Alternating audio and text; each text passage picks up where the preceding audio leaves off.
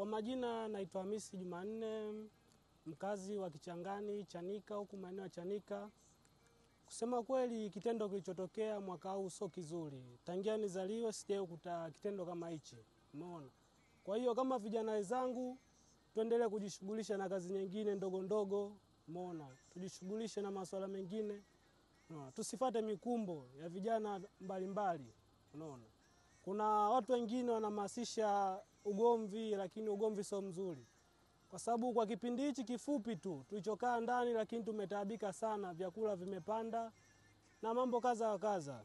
Basi ndugu zangu, nawaomba kama ndikiwa kama kijana mwenzenu, mbona tuendelee na shughuli zetu ndogo ndogo zinazotuingizia kipato.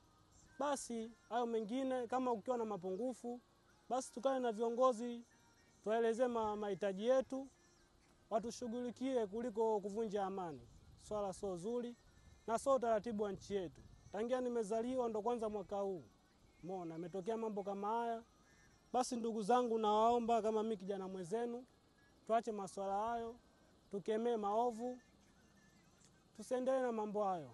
Sio mazuri. Tanzania ni nchi ya amani.